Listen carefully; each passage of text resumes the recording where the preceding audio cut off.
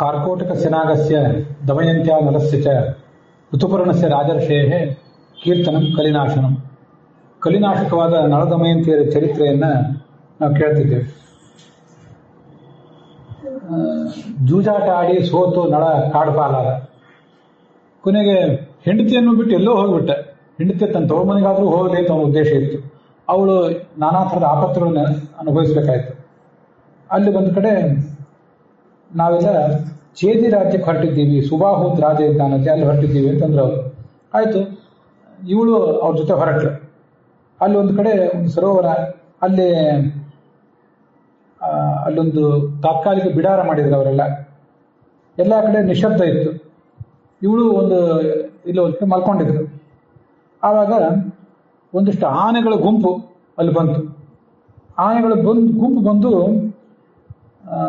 ಆ ವರ್ತಕರು ಅವ್ರ ಸಮೀಪದಲ್ಲಿದ್ದಂಥ ದವಸ ಧಾನ್ಯ ಅದರ ಮೇಲೆಲ್ಲ ಪ್ರಯೋಗ ಮಾಡಿದರು. ಆ ವರ್ತಕರು ತಮ್ಮ ಆ ಸಾಮಗ್ರಿಯೆಲ್ಲ ಅಲ್ಲೇ ಇಟ್ಟಿದ್ರು. ಅನೇಕ ವರ್ತಕರ ಮೇಲೆ ಕಾಲಿಟ್ಟು ಆ ವರ್ತಕರ ಮೇಲೆ ಕೊಂದೇ ಹಾಕಿದ್ರು ವ್ಯಾಪಾರಿಗಳನ್ನು. ಅವ್ರ ಸರಕು ಸಾಮಾನೆಲ್ಲ ನಷ್ಟ ಆಗೋಯ್ತು. ಅಯ್ಯೋ ಕಾಪಾಡ್ರಿ ನಮ್ಮನ್ನ ಅಂತ ಅವ್ರು ಗೋಳಾಡಿದ್ರು.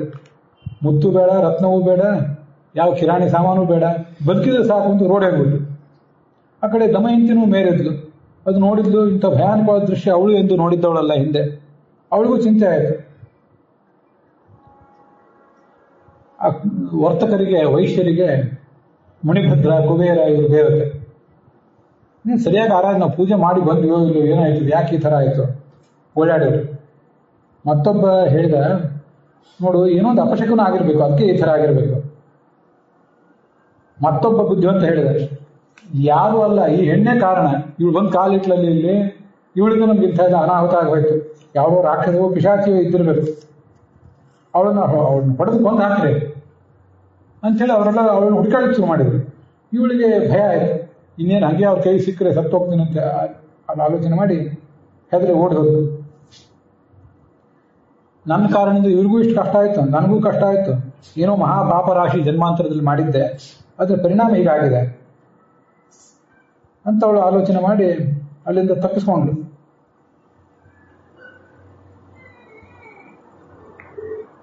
ಆ ವರ್ತಕರು ಕೆಲವರು ಉಳಿದವರು ಮುಂದಿನ ಪ್ರಯಾಣ ಮಾಡಿದರು.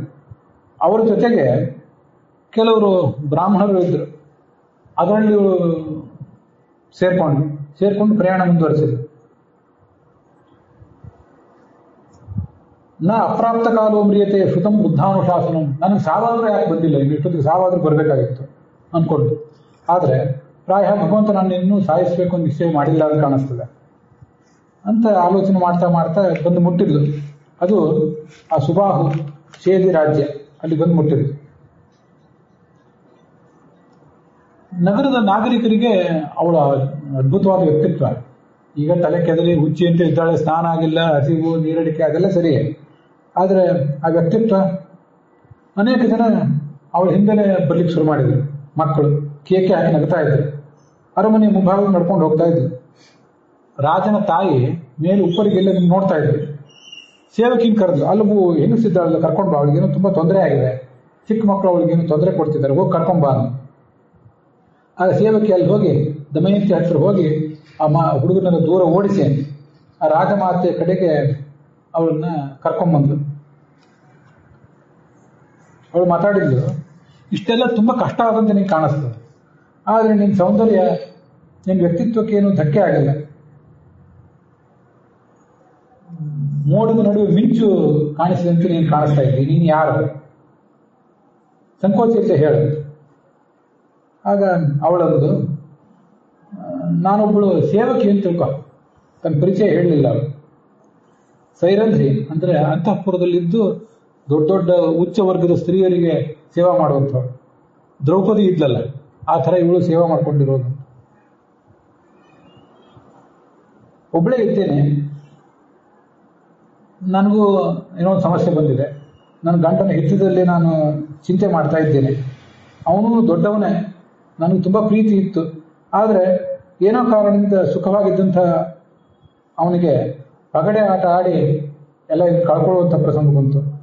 ನಾನಿನ್ನು ಹುಡುಕ್ತಾ ಇದ್ದೇನೆ ಅಂತ ಗಂಡನನ್ನ ನೆನಪು ಮಾಡಿಕೊಂಡು ಜೋರಾಗಿ ಬಿಕ್ಕಿ ಬಿಕ್ಕಿ ಹತ್ತು. ಆಗ ಆ ರಾಣಿ ಆ ದಮಯಂತಿಗೆ ಸಮಾಧಾನ ಮಾಡಿದ್ಲು.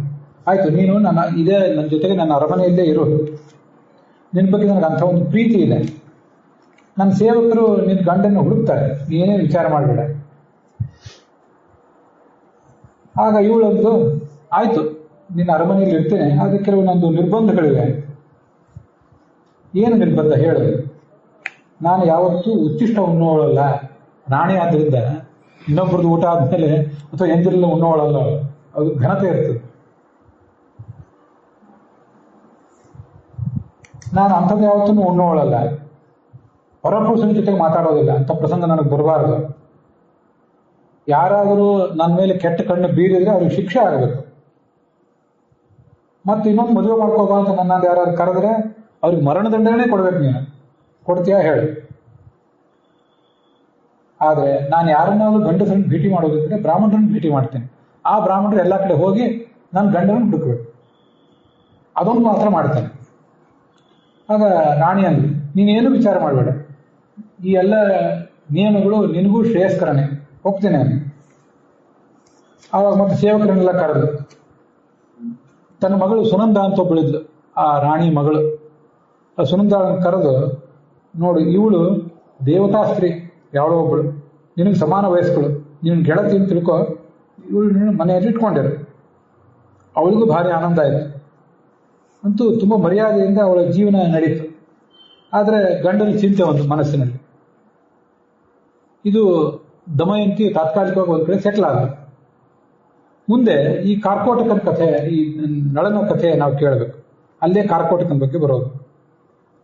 ಆ ನಳ ಅರಣ್ಯದಲ್ಲಿ ಓಡಾಡ್ತಿದ್ನಲ್ಲ, ಅಲ್ಲೊಂದು ಭಯಾನಕವಾದ ಕಾಡ್ಗಿಚ್ಚು ಕಾಣಿಸ್ತು. ಕಾಡಿನಲ್ಲಿ ಬಿದಿರು ಇತ್ಯಾದಿ ಪರಸ್ಪರ ಸಂಘರ್ಷ ಮಾಡ್ಕೊಂಡು ಬೆಂಕಿ ಹೊತ್ತಿಕೋತಾರೆ. ಅಲ್ಲಿ ಅದರ ನಡುವಿಂದ ಯಾರ್ದೋ ಒಬ್ರದ್ದು ಕೆಟ್ಟ ಧ್ವನಿ ಕೇಳಿಸ್ತು. ಅದ್ರ ನಡುವೆ ಸಿಕ್ಕಿ ಬಿದ್ದಿದ್ರು ಅವರು. ಇವನು ಅಲ್ಲಿ ಹೋದ, ಪಾಪ ಯಾರಿಗೂ ಏನೋ ತೊಂದರೆ ಆಗಿದೆ ಅಂತ ಇವನ ಆಲೋಚನೆ. ಬೇಗ ಬಾ ಅಂತ ಅವನು ಕರೆದ. ಆ ಕಾಡ್ಗಿಚ್ಚಿನ ಸಿಕ್ಕಿ ಬಿದ್ದವನು.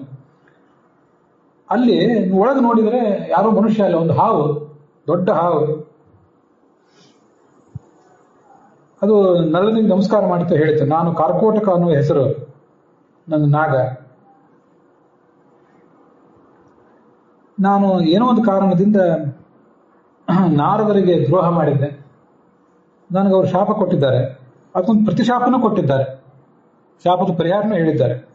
ನಳ ಅಂತ ಒಬ್ಬ ರಾಜ ಬರ್ತಾನೆ, ಅವನು ಬರುವ ತನಕ ಹೀಗೆ ಬಿದ್ದಿರು, ಒಂದ್ ಕಡೆ ಸ್ಥಿರವಾಗಿ ಬಿದ್ದು ಬಿಟ್ಟಿರು. ಅವನು ಬಂದು ನಿನ್ನನ್ನು ಎತ್ತಾನೆ ಈ ಜಾಗದಿಂದ, ಆವಾಗ ನಿನಗೆ ಸದ್ಗತಿ ಆಗ್ತದೆ ಅಂತ. ಇವು ನಾರದರು ಕೊಟ್ಟದ್ದು. ನಾನು ಆವತ್ತಿನಿಂದಲೂ ನಿನ್ನನ್ನು ಕಾಯ್ತಾನೇ ಇದ್ದೇನೆ ಅಂದಿತ್ತು ಆ ಹಾವು. ಒಂದು ಹೆಜ್ಜೆ ನಾನು ಮುಂದೆ ಹೋಗ್ಲಿಕ್ಕಾಗೋದಿಲ್ಲ, ಕಾಡ್ಗಿಚ್ಚಂತೂ ಬಂದಿದೆ, ತಪ್ಪಿಸ್ಕೊಳ್ಳಿಕ್ಕಾಗೋದಿಲ್ಲ. ಹೀಗೆ ನಾನು ಒಂದೇ ಕಡೆ ಕೂಡಬೇಕಾಗಿದೆ, ಸ್ಥಿರವಾಗಿ ಒಂದೇ ಕಡೆ ಕಲ್ಲಿನಂತೆ ಕೂಡಬೇಕಾಗಿದೆ ನಾನು. ಮತ್ತೆ ನೀನು ನನಗೊಂದು ಉಪಕಾರ ಮಾಡು, ಮತ್ತೆ ಅದಕ್ಕೆ ಪ್ರತಿಯಾಗಿ ನಾನು ನಿನಗೆ ಉಪಕಾರ ಮಾಡ್ತೇನೆ. ಸುಮ್ಮನೆ ಏನೋ ನಿನ್ನ ಸಹಾಯ ಕೇಳ್ತೀನಿ ಅಂತ ತಿಳ್ಕೊಬೇಡ, ನನ್ನನ್ನು ಈ ಅಗ್ನಿಯಿಂದ ಕಾಪಾಡು, ನಾನು ಸಾಮಾನ್ಯ ನಾಗನಲ್ಲ ಅಂತಿತ್ತದು. ಮತ್ತೆ ಹೀಗಾದಾಗ ಅವಾಗ ಏನ್ ಮಾಡ್ತಂದ್ರೆ, ಅಷ್ಟು ದೊಡ್ಡ ಹಾವನ್ನು ಇವನು ಎತ್ತಲಿಕ್ಕೆ ಆಗ್ಬೇಕಲ್ಲ, ಅದಕ್ಕೆ ಅದೇನ್ ಮಾಡಿತ್ತು, ಒಂದು ಸಣ್ಣ ರೂಪ ತಾಳಿತ್ತು. ಅದನ್ನ ಅಂಗೈಯಲ್ಲಿ ಇಟ್ಕೊಂಡು ಇವನು ಬೆಂಕಿಯಿಂದ ಹೊರಗೆ ತಂದೆ. ಅವಾಗ ಅದು ಹೇಳಿತು, ನೆಲದ ಮೇಲೆ ಇಡಬೇಡ ನನ್ನನ್ನ, ಒಂದು 10 ಹೆಜ್ಜೆ ಎಣಿಸ್ತಾ ಮುಂದೆ ಹೋಗು, ನಾನು ನಿನ್ಗೆ ಒಳ್ಳೇದು ಮಾಡ್ತೀನಿ, ನನ್ನನ್ನು ನಂಬು, ಆಮೇಲೆ ನನ್ನನ್ನು ಕೆಳಗಿಡು ಅಂತ. ಸರಿ, ಅವನು 10 ಹೆಜ್ಜೆ ನಡೆಸ್ತಾ 10 ಹೆಜ್ಜೆಯನ್ನ ಎಣಿಸ್ತಾ ಮುಂದೆ ಹೋದ. ಹೋಗುವ ಹೊತ್ತಿಗೆ ಆ ಕಾರ್ಕೋಟಕ ನಳನನ್ನು ಕಚ್ಚಿಬಿಡ್ತು, ಹಾವು ಕಚ್ಚಿಬಿಡ್ತು.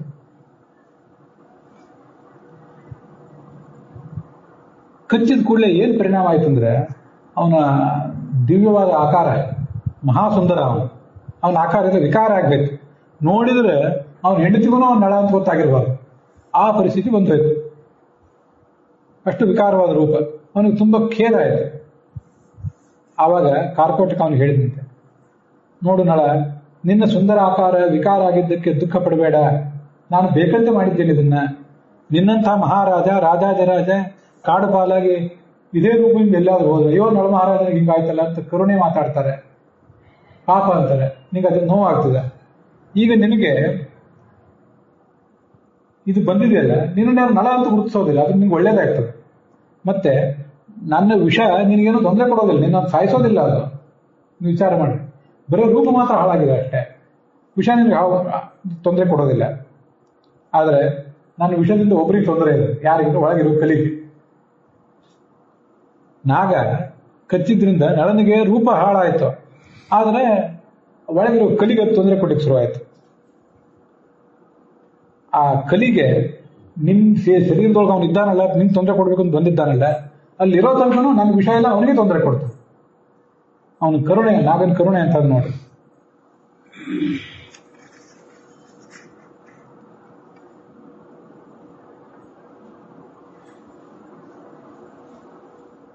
ಅವನು ನಿನಗೆ ಇಷ್ಟು ಮೋಸ ಮಾಡಿದ್ದಾನೆ, ಇನ್ನು ಮುಂದೆ ನಿನಗೆ ಆ ಕಲಿ ಯಾವತ್ತೂ ಕೂಡ ಏನೂ ಉಪಟಳ ಕೊಡೋದಿಲ್ಲ, ಇನ್ನು ಹೆದರಬೇಡ. ನನ್ನ ವಿಷಯ ಶರೀರದಲ್ಲೇ, ಇಡೀ ಶರೀರದಲ್ಲೇ ನಿನಗಿದ್ರೂ ಕೂಡ ಅದರಿಂದ ಏನು ತೊಂದರೆ ಆಗೋದಿಲ್ಲ. ಎಲ್ಲಿ ನೀನು ಮುಂದೆ ಎಲ್ಲಿ ಯುದ್ಧ ಮಾಡಿದ್ರು ಗೆಲ್ಲುತ್ತೆ. ನಿನಗೊಂದು ಮಾರ್ಗನೂ ಹೇಳ್ತೇನೆ, ಸುಮ್ಮನೆ ಎಲ್ಲೆಲ್ಲೋ ಕಾಡಿನಲ್ಲಿ ಬೇಕಾಬಿಟ್ಟಿಯಾಗಿ ಅಲಿಬೇಡ. ಅಯೋಧ್ಯಾದಲ್ಲಿ ಋತುಪರ್ಣ ಅಂತ ರಾಜ ಇದ್ದಾನೆ. ಅವನು ಜೂಜಾಟ, ಅಕ್ಷವಿದ್ಯಾ, ಗಣಿತ ವಿದ್ಯಾ ಅದರಲ್ಲಿ ನಿಪುಣ. ಅವನ ಹತ್ರ ಹೋಗು, ಅವನಿಗೆ ಸಾರಥಿಯಾಗಿರು. ಹೆಸರೇನಂತ ಕೇಳಿದ್ರೆ ಬಾಹುಕ ಅಂತ ಹೇಳು, ನಳ ಅಂತ ಹೇಳ್ಬೇಡ. ಇವ್ ನಳ ಅಂತಲೇ ಅಲ್ಲಿ ಹೋಗಿದ್ರೆ, ಇವನ ಆಕಾರವೇ ಅಷ್ಟು ಸುಂದರವಾಗಿದ್ರೆ, ನಳ ಮಹಾರಾಜ ಲೋಕವಿಖ್ಯಾತ. ಇವನ್ಯಾಕೆ ಬಂದ ಇಲ್ಲಿ ಅಂತ ಹೋಗ್ಲಿ, ಆ ಋತುಪರ್ಣ ರಾಜನಾದ್ರು ಇವನನ್ನ ಸಾರಥಿ ಅಂತ ಯಾಕೆ ಇಟ್ಕೊತಾನೆ? ಬಾಹುಕ ಅಂತ ಹೇಳು. ಇವು ನಳ ಅಶ್ವವಿದ್ಯಾದಲ್ಲಿ ಭಾರಿ ನಿಪುಣ ಆಗಿದ್ದ, ಅದೆಲ್ಲ ಮುಂದೆ ಬರ್ತದೆ. ಆದ್ರಿಂದ ನಾನು ಅಶ್ವವಿದ್ಯೆಯಲ್ಲಿ ಪ್ರವೀಣ ಅಂತ ಹೇಳು. ಅದರಿಂದ ಹೇಳಿಕೊಂಡು ಅವನ ಹತ್ರ ಸಾರಥಿಯಾಗಿರು. ನಿನ್ನ ವಿದ್ಯೆಯನ್ನು ಅವನಿಗೆ ಕೊಡು. ಅವನ ಹತ್ರ ಇರುವ ಗಣಿತ ವಿದ್ಯೆ, ಅಕ್ಷವಿದ್ಯೆ ನೀನು ತಗೋ. ಮುಂದೆ ಆ ಪುಷ್ಕರನ್ ಮತ್ತೊಂದ್ಸರಿ ಜೂಜಾಟ ಆಡಿ ಸೋಲಿಸಲಿಕ್ಕೆ ಇದು ಅನುಕೂಲ ಆಗ್ತದೆ. ನಿನ್ಗೆ ಅವನು ಒಳ್ಳೆ ದೊಡ್ಡ ವಂಶಸ್ಥ, ನೀನು ದೊಡ್ಡ ವಂಶಸ್ಥ. ಮತ್ತೆ ನಿನಗೆ ಹೆಂಡತಿ ಮಕ್ಕಳೆಲ್ಲ ಸಿಗ್ತಾರೆ, ಸಾಮ್ರಾಜ್ಯ ಸಿಗ್ತದೆ, ಸಂಶಯ ಪಡಬೇಡ. ನಿನಗೆ ಬಂದಿರುವ ವಿಕಾರ ರೂಪ ಇದು ಕೇವಲ ತಾತ್ಕಾಲಿಕ, ಹೆದರಬೇಡ ಅಂತ ಹೇಳಿ ಒಂದು ದಿವ್ಯ ಅಂಬರ ಕೊಟ್ಟನಂತೆ. 2 ದಿವ್ಯಾಂಬರ, ಒಂದು ಉಟ್ಕೊಳ್ಳಿಕ್ಕೆ, ಒಂದು ಕುತ್ಕೊಳ್ಳಿಕ್ಕೆ. ನಿನಗೆ ಯಾವಾಗ ನಿಜ ರೂಪ ಬರಬೇಕು ಅಂತಿದೆಯೋ ಆವಾಗ ನನ್ನನ್ನು ನೆನಪು ಮಾಡ್ಕೋ, ಮತ್ತೆ ಇವೆರಡನ್ನು ಉಟ್ಕೋ, ನಿನಗೆ ನಿಜ ರೂಪ ಬರ್ತು ಅಂತ ಹೇಳಿ ಅದು ಹೊರಟೋಯ್ತು. ಕಾರ್ಕೋಟ್ಕನಾಗ ಹೊರಟೋಗಿ ಬಿಡ್ತಾರೆ. ಮುಂದೆ ಇವನು ಅಲ್ಲಿ ಹೋದ, ಋತುಪರ್ಣ ರಾಜನ ಹತ್ರ ಹೋದ. ಅವನು ಪರಿಚಯ ಮಾಡಿಕೊಟ್ಟ, ನನ್ನ ಹೆಸರು ಬಾಹುಕ, ಅಶ್ವವಿದ್ಯೆಯಲ್ಲಿ ದೊಡ್ಡ ಪಾರಂಗತ ನಾನು, ಅದಲ್ಲದೆ ದೊಡ್ಡ ಅಡಿಗೆ ತಜ್ಞ ಕೂಡ ನಾನು ಹೇಳ್ಕೊಂಡೆ. ಏನಾದ್ರು ದೇಶಕ್ಕೆ ಉಪದ್ರವ ಬಂದಿದ್ರೆ, ರಾಜ್ಯಾಡಳಿತ, ಅದೆಲ್ಲ ಸಲಹೆ ತಗೋಬಹುದು ನೀನು. ಬರೇ ಸಾಮಾನ್ಯ ಸಾರಥಿ ಅಲ್ಲ, ಮಂತ್ರಿ. ನೀನು ನನ್ನನ್ನ ಒಬ್ಬ ಸೇವಕನನ್ನಾಗಿ ಇಟ್ಕೋ. ಅವನು ಒಪ್ಕೊಂಡ, ಬಹಳ ಸಂತೋಷ. ನನ್ನ ಕುದುರೆಗಳಿಗೆ ಒಳ್ಳೆ ಯಾರನ್ನಾದ್ರೂ ಕರ್ಕೊಂಡು ಬಂದು ಒಳ್ಳೆ ತರಬೇತಿ ಕೊಡಿಸ್ಬೇಕು ಅಂತ ನಂಗೆ ಅಪೇಕ್ಷೆ ಇತ್ತು ಬಹಳ ದಿವಸದಿಂದ. ನೀನಿಗೆ ಸಿಕ್ಕಿದ್ದಿ, ಬಹಳ ಸಂತೋಷ ಆಯಿತು. ನನ್ನ ಅಶ್ವಶಾಲೆಯ ಚೀಫ್ ನೀನಾಗಬೇಕು. ಕುದುರೆಗಳನ್ನ ಚೆನ್ನಾಗಿ ತರಬೇತಿ ಮಾಡು. ನಿನಗೆ ಒಂದು ವರ್ಷಕ್ಕೆ 10,000 ಸುವರ್ಣ ಮುದ್ರೆ ಕೊಡ್ತೇನೆ ಸಂಬಳ ಅಂತ ನೀನಿರು. ಮತ್ತೆ ನಿನ್ನ ಜೊತೆಗೆ 2 ಅಸಿಸ್ಟೆಂಟ್ ಕೊಡ್ತೇನೆ, ವಾರ್ಷ್ಣೇಯ ಮತ್ತು ಜೀವಲ ಅಂತ ಹೇಳಿ. ನಿಸ್ಸಂಕೋಚವಾಗಿ ನನ್ನ ಅರಮನೆಯಲ್ಲಿರು. ಹೀಗೆ ಅವರು 3 ಜನ ಇದ್ರು. ದಿವಸ ಸಾಯಂಕಾಲ ಆದ ಕೂಡಲೇ ತನ್ನ ರಾಣಿ ನೆನಪಾಗ್ತಿತ್ತು ಪಾಪ ಅವನಿಗೆ. ಒಂದು ಶ್ಲೋಕ ಹೇಳ್ತಿದ್ದಂತೆ, ಕೊನುಸ ಕ್ಷುತ್ಪಿಪಾಸಾರ್ಥ ಶಾಂತ ಶೇತೆ ತಪಸ್ವಿನಿ ಸ್ಮರಂತಿ ತಸ್ಯ ಮಂದಸ್ಯ ಕಂವಾಸ್ ಸಾಧ್ಯೋಪ ತಿಷ್ಠತಿ. ಆ ತಪಸ್ವಿನಿ ಅಂದ್ರೆ ಋಷಿಕುಮಾರಿ ಅಂತ ಅರ್ಥ ಅಲ್ಲ. ಅವಳು ರಾಣಿಯಾದ್ರೂ ತಪಸ್ವಿನೇ ಅದಳು. ದಮಯಂತಿ ಹಸಿವು ಬಾಯಾರಿಕೆಯಿಂದ ಬಳಲಿದ್ದವಳು. ಅವಳು ಎಲ್ಲಿದ್ದಾಳೆ, ಎಲ್ಲಿ ಮಲಗಿದ್ದಾಳೆ? ಮೂರ್ಖನಾದ ಅವನನ್ನ ನೆನಪು ಮಾಡ್ಕೋತಿರ್ಬೇಕಲ್ಲ ಅವಳು. ಮೂರ್ಖನಾದ ಅವನಂದ್ರೆ ಗಂಡ. ಅದನ್ನೇ ಹೇಳ್ತಿದ್ದ ಅವನು. ಏನ್ ಮಾಡ್ತಿದ್ದಾಳೆ, ಯಾರು ಸೇವೆ ಮಾಡ್ತಿದ್ದಾಳೆ, ನಿತ್ಯ ಅದೇ ಶ್ಲೋಕ. ಈ ಜೊತೆಗೆ ಇವರಿದ್ರಲ್ಲ, ಇವರಿಬ್ರು ಅದು ಮನಸ್ಸಿನಲ್ಲಿ ಹೇಳ್ಕೊಂಡಿದ್ರೆ ಆ ಶ್ಲೋಕವನ್ನ, ಅದೇನೋ ನಡೆದು ಹೋಗ್ತಿತ್ತು. ಆದ್ರೆ ಅವನು ಆ ಶ್ಲೋಕನು ಗುಪ್ತ ರೂಪದಲ್ಲಿ ಹೇಳ್ತಿದ್ದ. ಅದು ಅಲ್ಲಿ ಯಾರ್ದು ಹೆಸರಿಲ್ಲ. ಇವರಿಬ್ರು ಅದು ಏನಪ್ಪ ದಿವಸ ಒಳ್ಳೆ ಸಾಯಂಕಾಲ ಸಂಧ್ಯಾ ವಂದನೆ ಮಾಡಿದಾಗ ಆ ಶ್ಲೋಕ ಹೇಳ್ತಿದ್ದಿಲ್ಲ, ಅದು ಏನು? ಯಾರನ್ನು ಕುರಿತು ಹೇಳ್ತಿದ್ದಿ, ಯಾರು ಹೆಂಡತಿ, ಯಾರು ಗಂಡ, ಸ್ವಲ್ಪ ಏನಾದರೂ ಹೇಳು. ಇನ್ನೊಂದ್ಸರಿ ಜೋರಾಗಿ ನಕ್ಕ ಅಂತೀವಿ, ಭಾವಕ ನಕ್ಕು. ನೋಡು, ಒಬ್ಬ ಮೂರ್ಖ ಇದ್ದ, ಅವನಿಗೊಬ್ಳು ಹೆಂಡತಿ ಇದ್ದು, ಭಾರಿ ಪ್ರೀತಿ ಅವರಿಬ್ಬರು ನಡುವೆ. ಎಂದೂ ಅವನು ಸುಳ್ಳಾಡಿದವನಲ್ಲ, ಆದರೆ ಅವನು ಮಾತ್ರ ತಕ್ಕಂತೆ ನಡ್ಕೊಳ್ಳಿಲ್ಲ. ಒಂದು ಕಾರಣದಿಂದ ಈ ಮೂರ್ಖ ಅವಳನ್ನು ಬಿಟ್ಟು ಹೋಗಿಬಿಟ್ಟ. ಆದರೆ ಆ ಹೆಂಡತಿ ಮೇಲಿನ ಮೋಹ ಮಾತ್ರ ಹೋಗಿಲ್ಲ ಅವನಿಗಿನ್ನೂ.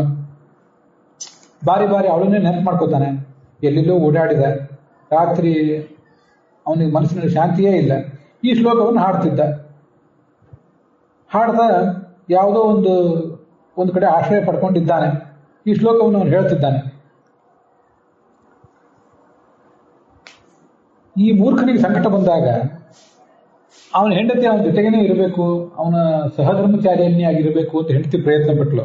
ಆದ್ರೆ ಇವನು ಮಾತ್ರ ಅವಳನ್ನು ಬಿಟ್ಬಿಟ್ಟ. ಯಾವುದೋ ಅರಣ್ಯದಲ್ಲಿ ಏಕಾಕಿನಿಯಾಗಿ ಒದ್ದಾಡ್ಕೊಂಡಿದ್ದಾಳೆ. ಹೇಗೆ ಪಾಪ ಅವಳು ರಕ್ಷಿಸ್ಕೋತಾಳೋ ಏನೋ. ತುಂಬಾ ಕಷ್ಟದ ಕೆಲಸ ಅಲ್ಲ. ಜೀವನಕ್ಕೂ ಪಾಪ ಜೀವ ಮರಗಿತು. ಅಯ್ಯೋ ಎಂಥ ಸ್ಥಿತಿ, ಯಾವುದೋ ಕಥೆ ಅಂತ ಇವನು ತಿಳ್ಕೊಂಡಿದ್ದೆ. ಅಂತೂ ನಿತ್ಯ ಇದೇ ಕಥೆ ನಡೀತಿತ್ತು. ಅಲ್ಲಿಗೆ 67ನೇ ಅಧ್ಯಾಯ ಆ ವನಪರ್ವದಲ್ಲಿ ನಳದಮಯಂತಿ ಉಪಾಖ್ಯಾನದಲ್ಲಿ ಅದು ಇಲ್ಲಿಗೆ ಸಮಾಪ್ತವಾಗಿದೆ. ಇವತ್ತಿನ ಈ ಭಾಗನೂ ಕೂಡ ಸಮಾಪ್ತವಾಗಿದೆ. ಹುಸಿಯ ನಾಳೆ ಬಟ್ಟೆಗಳು ವಿಷಯದಲ್ಲಿ ಲಕ್ಷಣೆಂದು ಹುಸಿಗೆ ಹಾಡಲು ಋಷಿಕೇಶನೇ, ಈಶನಿಂದ ಚರಣ ಭಜನೆ ಆಸೆಯಿಂದ ಮಾಡುವೆ, ದೋಷ ರಾಶಿ ನಾಶ ಮಾಡು ಶ್ರೀಶಕೇಶವ. ಶ್ರೀಕೃಷ್ಣಾರ್ಪಣ.